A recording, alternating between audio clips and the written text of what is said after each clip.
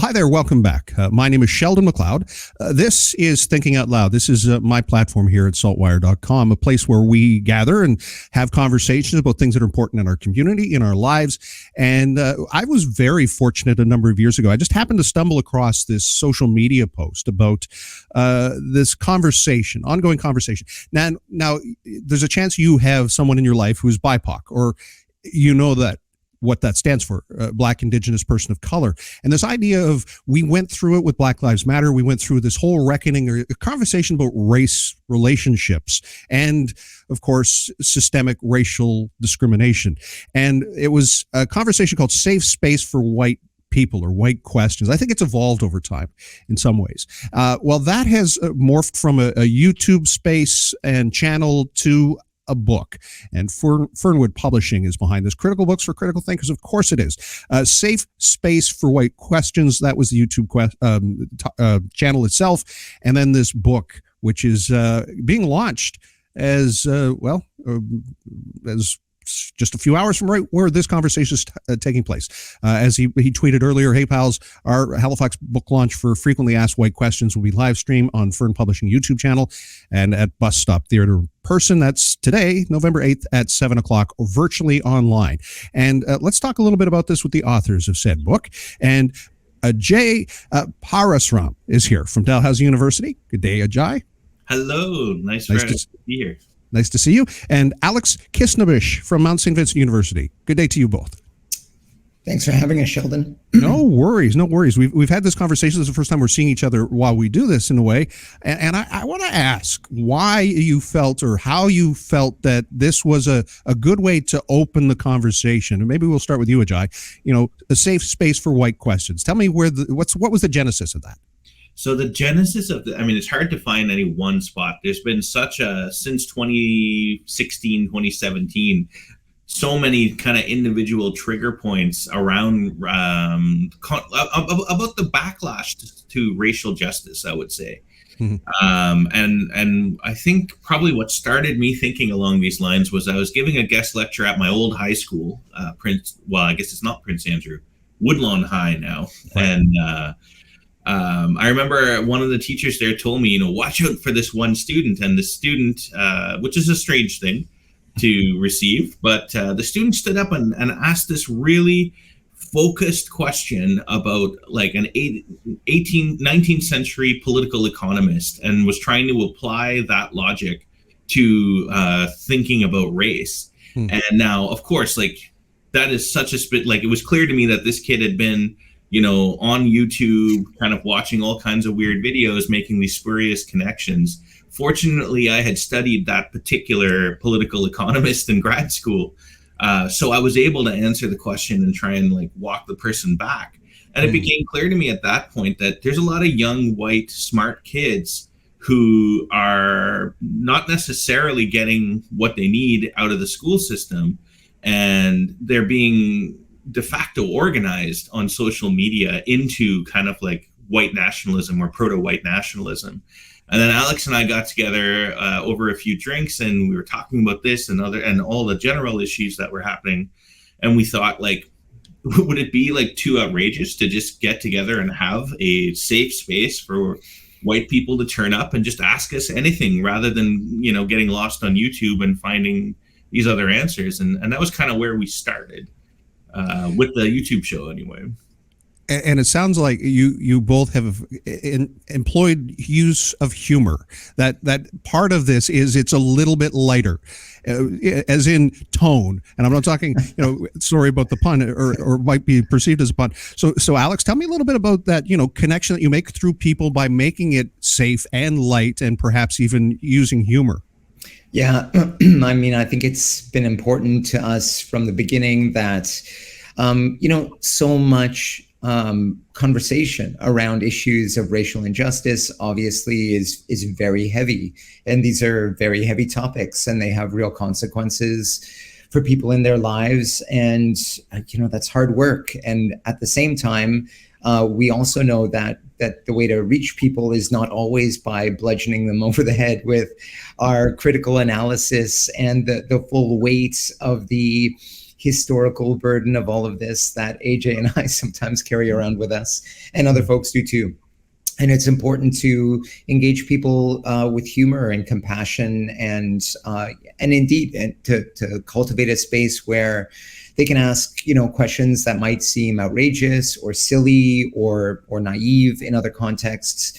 And frankly, where people have had the experience of sort of entering into spaces and being, moralized to or being talked down to, when they're in fact trying to cultivate some sense of solidarity and a commitment to a broader social justice. So I think it's just good to, to have a good sense of humor about this. At the same time, I think Ajay and I are very aware that, it shouldn't always be the role of racialized activists to have to carry that burden, because, they don't need to do all of that work. So for us, we felt that was a space we could step into and create something that wasn't really already going on, and invite well-intentioned, hopefully, white folks into it to ask those questions that they're dying to ask and that they don't feel like they have a space to explore elsewhere.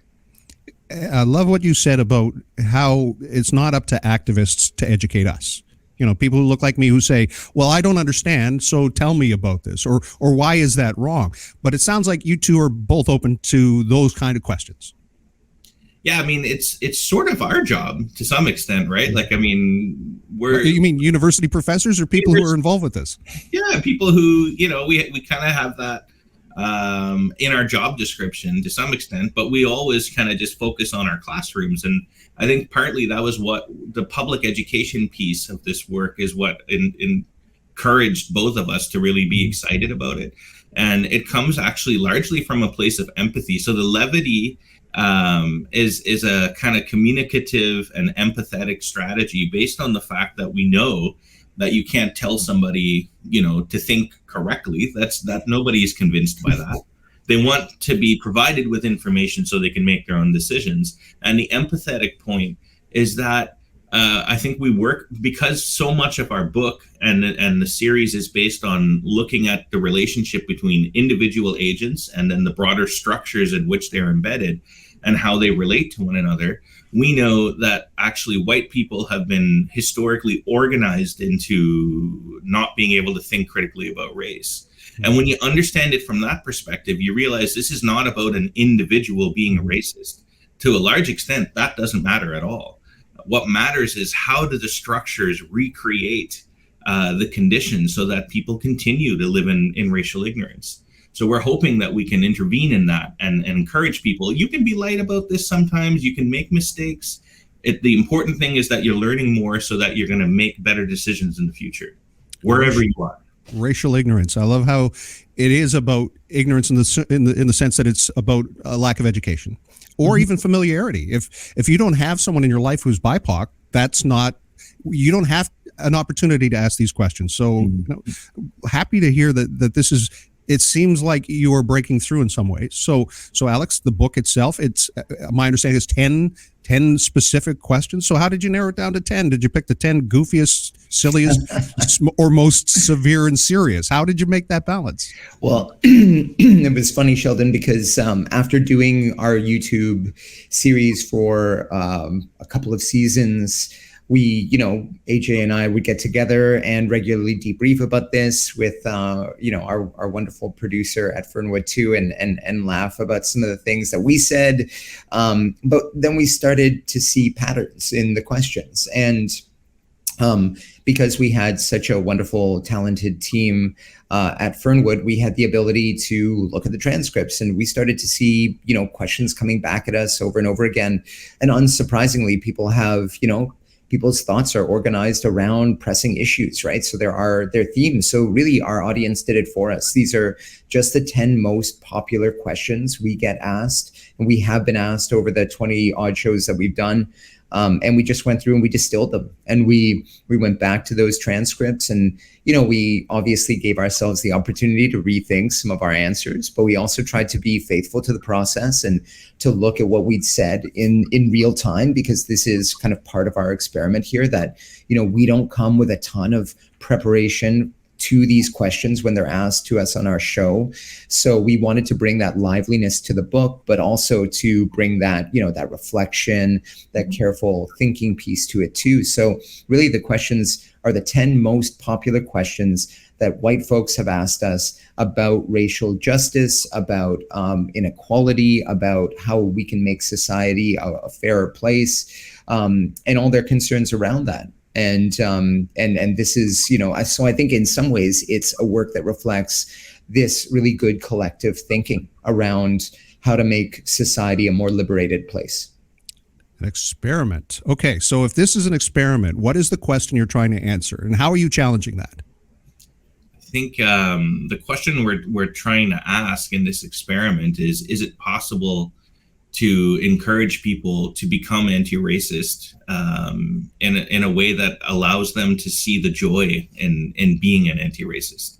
So it's a project based in joy and love instead of like contempt and anger, because there's a lot to be angry about. There really is. And we also, I think I can't speak for Alex, for me personally, around the issues of race, I've been angry about it for so long and made so little progress in getting through to people. And when I, as a professor who works on these issues, acutely aware that at least for the last 100 years, we've basically had all of the scholarly answers to these questions, documented from Du Bois all the way through to Tobani and people who are still writing today.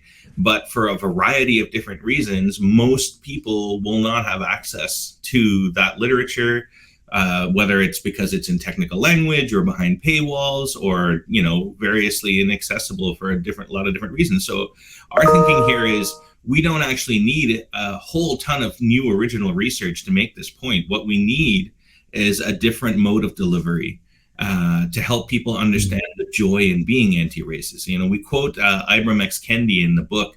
He had a tweet from 2019 that says, racism is death, but anti-racism is life. So to see that, there are so few places in the world, I think, where binaries are legitimate.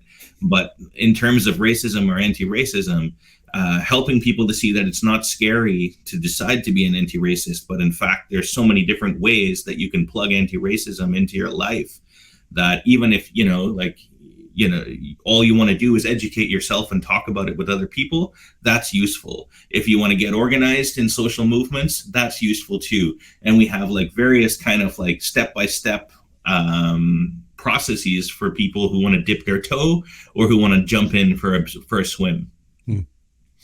Alex, anything you want to add to that answer about experiments? Yeah, I guess I would just I'm gonna riff off something that Ajay talks about in the book, where I think it's a lovely way of thinking about it. He talks about making good mistakes. Learning to make good mistakes. And I think that people are terrified of making mistakes in our society in general. I think social media has created a gigantic echo chamber where people feel their mistakes are picked apart and amplified and curated and discussed endlessly. So there's this this kind of cult of self-presentation that we get very obsessed with, understandably. And I think all that and there's like this performance of knowing in our society, right? Like we're surrounded by people who are self-avowed experts. We have people who claim expertise about things that they know nothing about and speak very authoritatively and very angrily about the state of the world. And I think for people who are uncertain and are feeling displaced and dispossessed and worried about the future. And I'm talking about everybody here. I'm not talking about racialized people exclusively or poor people or queer people or indigenous people. I'm talking about everybody. For those people, it's super hard to take a chance and to say, I'm going to learn something and try and practice something new. It's going to challenge my place in the world. And this is a risk. And I'm going to be, kind of putting myself out there to do that. And I think that's one of the things and that's why people double down on the status quo. It's why they double down on terrible, outrageous ways of treating other people, because they're acting out of insecurity and fear and a desire to avoid, what they see as an uncertain future. And what we want to encourage them is, instead of coming into a place where you're going to feel further judged and moralized to and evaluated and found wanting, why don't we instead talk about how this is all a practice of stumbling through it together. And, in the process of stumbling, we're not falling down. Hopefully we're stumbling together and keeping each other up as we trip, as we nearly fall, but we are stumbling towards a horizon that's a better, freer society for us all. And if we do that, then we keep each other aloft as we're moving forward, and we actually do arrive at some place that's not just another version of this fairly crummy, existence where we're just convinced that it's a war of all against all, and in fact we can arrive at a place of true solidarity and like social cohesion, where we can address the problems that face us in ways that don't mean taking things away from people, but actually mean enhancing our life together. And I just think if we can convince people to take those chances, convince them to take risks, convince themselves to put themselves out there in ways that are generous, that recognize common humanity, that recognize the mutual dignity of other people, then we're making progress, and that's our humble contribution to a broader struggle for collective liberation. Well said. I had the opportunity to hear a professor who studies the relationship between happiness and success, and that if you are to examine it a hill, if you think you're alone, it's going to be more difficult. It statistically was 20% less steep. It seemed to be 20% less of an obstacle if you were joined by people who were supportive and positive. That's what I see you both doing, is being supportive and positive, throw in some humor, and this is a recipe for progress. Thank you. Thank you for the book. Congratulations. Thank you. Thank you for the education and for the time today. I really do appreciate it. Thanks so much, Sheldon.